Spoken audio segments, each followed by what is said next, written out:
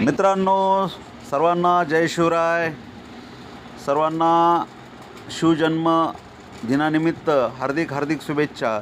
आणि आपण बघत आहात की बीड शहरातील हा सुंदर आणि देखणा असा छत्रपती शिवाजी महाराज यांचा अश्वरूढ पुतळा आहे.